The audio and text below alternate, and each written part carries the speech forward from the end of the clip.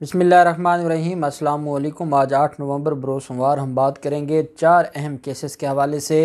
नवाज़ शरीफ के घर की नीलामी के लिए बड़ी कार्रवाई हुई है और नीलामी की तारीख मुकर्रर हो गई है। जगह जगह पोस्टर्स लग गए हैं। कितने में नीलामी, कौन सी जायदाद नीलाम होने जा रही है, कितना उसका रेट मुकर्रर किया गया, बड़ी अहम तफसीलात हैं जो मैं आपके साथ शेयर करूंगा और ये भी बताऊंगा किस केस में उसकी ये जायदाद नीलाम हुई है और कौन कौन सी जायदादें हैं जो जिनकी नीलामी का प्रोसेस चल रहा है। वो सारी तफसीलात मैं आपके साथ शेयर करने जा रहा हूँ।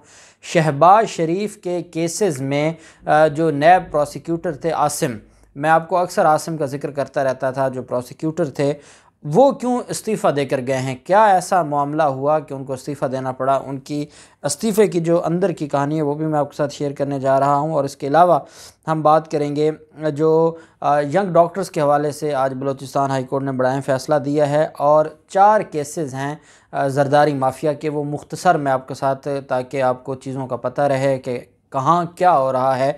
एक तो आप जानते हैं कि रुकन सिंध असम्बली जाम अवैस, उसको गिरफ़्तार किया गया था। ये सिंध के रुकन असम्बली हैं, MPA हैं और आज जब इनको अदालत पेश किया गया, 3 दिन का जब जिस्मानी रिमांड ख़त्म हुआ और नाज़मुद्दीन जोखियों के केस में इनको गिरफ़्तार किया गया था और आज जब अदालत में पेश किया गया तो वहाँ पर जो गयूर वकला हैं उन्होंने बड़े पैमाने पर एहतजाज किया जाम अवैस के ख़िलाफ़ और मज़लूम की आवाज़ बन गए और अदालत में एहतजाज हुआ मुल्ज़िम के ख़िलाफ़ और मुल्ज़िम को करार वाकई सज़ा दिलवाने का हुकूमत से और अदालतों से मुतालबा किया गया। और वकला ने यह कहा कि ये जाम अवैस जैसे जो दरिंदे हैं, ज़ालिम हैं, ये कातिल हैं, ये जब चाहते हैं जिसकी जान ले लेते हैं, इसलिए ऐसे लोगों के ख़िलाफ़ कार्रवाई होनी चाहिए।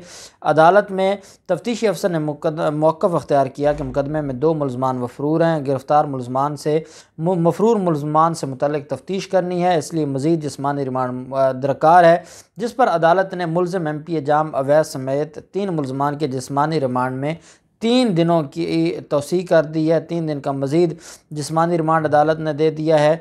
और साथ जो मलीर कोर्ट है वहाँ पर वकला बिरादरी ने सख्त एहतजाज किया और मुल्ज़िम के ख़िलाफ़ बड़ी कार्रवाई का मुतालबा किया। आज सुप्रीम कोर्ट ऑफ पाकिस्तान में जो दरख्वास्त थी, जिस दरख्वास्त में ये साबिक कमिश्नर हैं कराची रोशन अली शेख और दीगर मुल्ज़मान की ज़मानत मनसूखी केस की समाअत हुई। आप जानते हैं कि रोशन अली शेख ने ज़रदारी माफिया की इमाम पर खूब लूटा पूरे कराची को और उसके ख़िलाफ़ ये केस था। सुप्रीम कोर्ट ने नैब को अज़ाफ़ी दस्तावेज़ात जमा कराने की मोहलत दे दी। सुप्रीम कोर्ट ने मुल्ज़मान के वकील को नैब तरमीमी आर्डीनेंस पेश करने की भी हदायत कर दी। जस्टिस मंसूर अली शाह साहब ने इस्तफ़सार किया कि क्या आर्डीनेंस का इतलाक़ जारी मुकदमात पर भी होगा। वकील ने कहा कि आर्डीनेंस के तहत तमाम जारी मुकदमात मुतल्लिक़ा अदालतों को मुंतकिल होंगे। तो जस्टिस मंसूर अली शाह साहब ने कहा कि नैब तरमीमी आर्डीनेंस जमा कराएं, फिर देखेंगे। सुप्रीम कोर्ट ने केस की समाअत अगले हफ्ते तक मुलतवी कर दी। आप जानते हैं कि इस मामला में एक तीसरा आर्डीनेंस भी आ चुका है और ये जो ज़रदारी माफिया के वकील हैं वो अदालत में झूठ बोल रहे थे, जिसकी वजह से अदालत ने वो तरमीमी आर्डीनेंस दोबारा तलब कर लिया है और अदालत ने कहा इस मामले को हम देखेंगे। ज़रदारी माफिया के ख़िलाफ़ एक और केस था हसन ज़रदारी। हसन ज़रदारी शरीक मुल्ज़म है अली हसन ज़रदारी आसिफ ज़रदारी के साथ जाली अकाउंट्स केस में। साबिक़ सदर आसिफ ज़रदारी के जो शरीक मुल्ज़म अली हसन ज़रदारी के ख़िलाफ़ जाली अकाउंट्स और आमदन से ज़्यादा साज़ात की सिंध हाई कोर्ट में समाअत हुई। जस्टिस नेमतुल्लाह ने रिमार्क्स देते हुए कहा कि शवाहिद का जायज़ा लेकर 3 हफ्ते में रिपोर्ट पेश की जाए। तफ्तीशी अफसर ने कहा कि अली हसन ज़रदारी मुल्क से बाहर चला गया तो ख़दशा है वापस नहीं आएगा। अली हसन ज़रदारी आसिफ ज़रदारी का अकाउंट्स केस में शरीक मुल्ज़म है, इस वजह से इसको रिलीफ़ नहीं मिलना चाहिए। अदालत ने कहा आप रिपोर्ट जमा करवाएं, फिर उसके बाद उसने ज़मानत की दरख्वास्त दी हुई है तो अदालत ने कहा हम कानून के मुताबिक ज़मानत की दरख्वास्त देखेंगे। जो अमेरिका में जो गैर कानूनी अपार्टमेंट का केस था और जो मनी लॉन्ड्रिंग के ज़रिए वहाँ पर महल्लात बनाए आसिफ ज़रदारी ने, न्यूयॉर्क प्रॉपर्टी और जायदाद का जो केस है आसिफ ज़रदारी के ख़िलाफ़, जिसमें इस्लामाबाद हाई कोर्ट से ज़मानत ली हुई है, ये अबूरी ज़मानत है। चीफ जस्टिस अत्तर मिनल्ला साहब और जस्टिस आमिर फ़ारूक साहब, ये 2 रुकनी बेंच है, उसमें आज आसिफ ज़रदारी ने दरख्वास्त दायर की है कि मैं निहायत अलील हूँ, इस वजह से मैं अदालत पेश नहीं हो सकता। कल की जो तारीख़ थी उसको अदालत ने फ़ाइनल आर्गूमेंट्स के लिए रखा हुआ था, लेकिन आज दरख्वास्त जमा करवा दी आसिफ जरदारी ने। मैं पूरी कौम को एक बात बता देना चाहता हूँ कि बीमारी ड्रामा नवाज शरीफ सिर्फ नहीं करते या शरीफ ख़ानदान नहीं करता, आसिफ जरदारी ने अब तक 6 केसेस में ज़मानतें ली हैं और सब में on the basis of medical ground. अगर ये इतने सच्चे होते तो मेरिट के ऊपर लेते ना ज़मानतें और मेरिट के ऊपर रिलीफ लेते अदालतों से। मेरिट पर जब दरख्वास्तें खारिज होती हैं तो ये बीमारी ड्रामा करते हैं। और अब एक नए केस में जब फाइनल आर्गूमेंट्स थे, इन्होंने बीमारी ड्रामा रचाया और उस पर देखते हैं कि अदालत क्या इनकी ये जो ड्रामा है इसको मंजूर करती है या क्या करती है। आसिफ जरदारी के खिलाफ पार्क लेन रेफरेंस में भी आज समाअत हुई। 17 नवंबर तक जो कार्रवाई है वो मुअत्तल की गई। आसिफ जरदारी की हाज़िरी की इस्तिस्ना की दरख्वास्त दी गई। समाअत में नैब के गवाहान पेश हुए, जिस पर अदालत ने दोनों गवाहान रहील नफीस और अब्दुल कबीर को 17 नवंबर को दोबारा तलब किया है। जज मोहम्मद आज़म खान साहब ने पार्क लेन रेफरेंस पर समाअत की है और इस केस में आसिफ जरदारी के साथ बाकी जो मुलजमान हैं और उन्होंने भी दरख्वास्तें दी थी बरीयत की। और आसिफ जरदारी ने अब तक अपने खिलाफ सारे केसेस में नैब ऑर्डीनेंस के तहत दरख्वास्तें दायर कर दी थी। अब जब तीसरा नैब ऑर्डीनेंस आ गया तो उसके बाद आसिफ जरदारी की दरख्वास्तों की अहमियत तो नहीं रहेगी, लेकिन फिर भी आसिफ जरदारी ने अपने सारे केसेस में सिर्फ वो चाहते हैं कि रुक जाए, हमें कहीं NRO मिल जाए और ये मामला सज़ा की तरफ ना जाए। वो ट्रायल को रोकने के लिए ये दरख्वास्तें दायर की गई थी जो अभी पेंडिंग हैं। साथ एक रिपोर्ट आई है, सिंध हाई कोर्ट में केस था कि पुलिस के जो अफसरान हैं, जो इस वक्त मौजूद अफसरान हैं या रिटायर अफसरान हैं, जिनके खिलाफ नैब केसेस थे या जो प्ली बारगेन के ज़रिए सज़ा याफ्ता थे, उनको ओहदों पर बहाल रखा गया, उनको तरक्कियाँ दी गई। वो रिपोर्ट अब सामने आई है। साबिक चीफ सेक्रेटरी सिंध के साबिक चीफ सेक्रेटरी और IG पुलिस समेत हुकूमत सिंध के तकरीबन 600 हाजिर सर्विस और रिटायर्ड अफसरान कौमी एहतसाब ब्यूरो नैब के दायर करदा 108 करप्शन रेफरेंसेस में मुकदमात की कार्रवाई का सामना कर रहे हैं। ये रिपोर्ट सामने आई है। साबिक जो चीफ सेक्रेटरी मोहम्मद सदीक मेमन, साबिक IG ग़ुलाम हैदर जमाली सूबे की एहतसाब अदालतों में चलने वाले मुकदमात की कार्रवाई का सामना करने वाले मुलजमान में शामिल हैं। अदालती हुक्म पर नैब सिंध की तैयार करदा एक रिपोर्ट के मुताबिक सूबे की एहतसाब अदालतों में 580 से ज़ायद मुलजमान के खिलाफ 108 रेफरेंसेस दायर हैं। रिपोर्ट के मुताबिक हुकूमत सिंध के मुख्तलिफ महकमों में काम करने वाले 494 अफसरान ने रज़ाकाराना तौर पर लूटी हुई दौलत वापस करने, जबकि 41 ने नैब के करप्शन केसेस में प्ली बारगेन का इंतखाब किया। साबिक चीफ सेक्रेटरी अब्दुल कादिर मेमन और additional secretary Abdul Qadir Memon land utilization committee के कुछ सीनियर अफसरान स्कीम 33 कॉरिडोर के सेक्टर 52A में 6 एकड़ अराजी की रिहायशी और तिजारती मकसद के लिए गैर कानूनी रेगुलराइजेशन और अलाटमेंट पर 2018 में दायर करदा रेफरेंस का सामना कर रहे हैं, जिससे कौमी ख़जाने को 55 लाख रुपए का नुकसान हुआ था। नैब के मुताबिक जब अराजी गैर कानूनी तौर पर अलाट की गई तो उस वक्त चीफ सेक्रेटरी और ये सारे लोग उसमें मुलव्वस थे।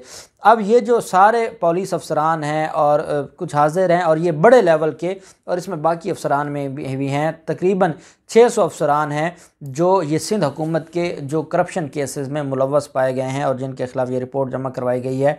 सिंध हुकूमत में अगर थोड़ी सी भी शर्म हो तो सिर्फ इसी बुनियाद पर कि उनके अफसरान का ये हाल है और इतने बड़े करप्शन के केसेस में मुलव्वस हैं तो उनको घर चले जाना चाहिए। अब मामला आ जाता है जो इस सारे केस में जो यंग डॉक्टर्स के ख़िलाफ़ मैंने आपको बताया था कि अदालत ने बड़ा सख्त एक्शन लिया था और अदालत ने कहा था कि ये रोज़ की जो लड़ाई है और रोज़ का जो तमाशा है ये अब बंद होना चाहिए।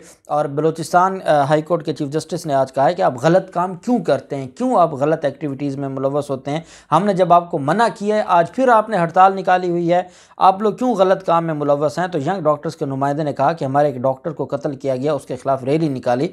तो chief justice Balochistan high court ने कहा इस डॉक्टर को क्या सरकार ने मारा है, क्या इस डॉक्टर को गरीब आवाम ने मारा है कि जिनको आप हॉस्पिटल बंद कर देते हैं और जो जिनके अपने बच्चे मरते हैं, क्या आप अपने एक डॉक्टर को रिलीफ लेने के लिए पाकिस्तानियों को मरने के लिए छोड़ देंगे।